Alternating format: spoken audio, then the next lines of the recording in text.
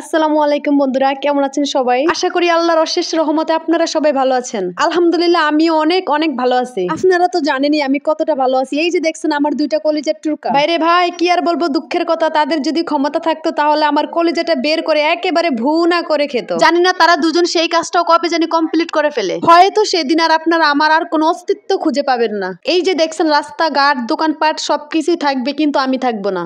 তাদের আর যে মর্জি পূরণ করতে চলে আসলাম। আজকে তাদের শখ জেগেছে, তারা চিতই পিঠা খাবে ভর্তা দিয়ে। ভাইরে ভাই, যেই ভিডিও বানানো শুরু করেছি এই ভিডিও বানাতে বানাতে আর সময় সুযোগ হয় না বাসায় তাদেরকে কিছু করে খাওয়াবো। করার তাদের বায়না পূরণ করার জন্য চলে আসলাম পিঠার দোকানে। খাবে তারা গরম গরম চিতই পিঠা।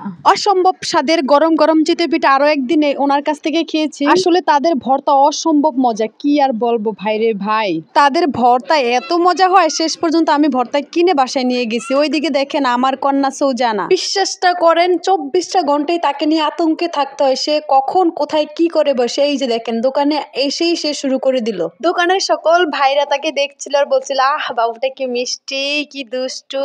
আমিও বলে দিছি, হ্যাঁ আমার মেয়ে খুব মিষ্টি, খুব লক্ষ্মী। ভাই সে যে কোন ধরনের মিষ্টি আর কোন ধরনের লক্ষ্মী বাইরে ভাই, আপনারা যদি বুঝতেন। কি আর বলবো, আপনাদের আর বোঝার দরকার নেই। দেখেন তার পিঠা খাওয়ার স্টাইল। সে গরম গরম পিঠা পেয়ে তো ভীষণ খুশি। মামা বাগনি দুইজন মিলে গরম গরম পিঠা খাচ্ছে ভর্তা দিয়ে। সত্যি বলতে শুধু চিতই পিঠা না, আমার মেয়ে সব ধরনের পিঠা খুব পছন্দ করে। আমি তাকে অনেক অনেক ধরনের পিঠা বানিয়ে খাইয়েছি, তবে এখন আর সময় হয় না। পিঠা হচ্ছে আমাদের পরিবারের একটি খুব আকর্ষণীয় জিনিস। আমার পরিবারের প্রত্যেকটা মানুষ পিঠা ভীষণ পছন্দ করে। তার ভিতরে চিতই আর হচ্ছে রুটি পিঠা, সে তো এই দুই ধরনের পিঠা সবাই ভীষণ ভীষণ পছন্দ করে। পিঠা আর ভর্তা খেতে খেতে আমার মেয়ের ঝাল লেগে গেছে। সে ঝাল ঝাল শুরু করে দিল। তার মামা তাড়াতাড়ি তাকে পানি কিনে এনে দিল। সে পানি খাচ্ছে, দেখেন তার পানি খাওয়ার স্টাইল। ওইদিকে মাগরিব আজান দিয়ে দিল। আমার ভাই রেডি হচ্ছে, সে মাদ্রাসায় চলে যাবে। আসলে প্রতিটা দিন তারা মামু ভাগ্নি এই সময়টা একসাথে হতে পারে, একসাথে থাকে, একসাথে আনন্দ করে, খুব খুনসুটি। মামু ভাগ্নির একসাথে থাকার এই সময়টা আমার ভীষণ ভালো লাগে। তারা দুইজন যখন একসাথে থাকে আমার খুব খুব ভালো লাগে।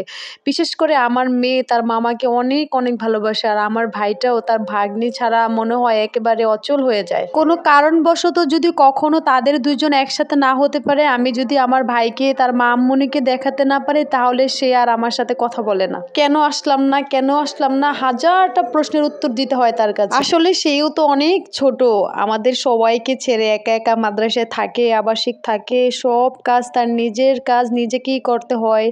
একা একা খাওয়া দাওয়া, নিজের যত্ন নেওয়া, সব কিছু গুছিয়ে রাখা। সবাই আমার মেয়ের জন্য এবং আমার ভাইয়ের জন্য দোয়া করবেন। তারা মামু ভাগ্নি যেন সুস্থ থাকে, আল্লাহ তাদেরকে ভালো রাখে, তারা যেন একসাথে সুন্দরভাবে দুইজন বড় হয়। আমি প্রতিনিয়ত সেই চেষ্টাটাই করে যাই। আপুরা ভাইয়ারা সংসার করতে গিয়ে ভাই বোনকে ভুলে গেলে কি হবে বলেন? ভাই বোন তো হচ্ছে ভালোবাসার জিনিস। ভাই বোনকে ভালোবাসুন, সংসারের যত্নশীল হন।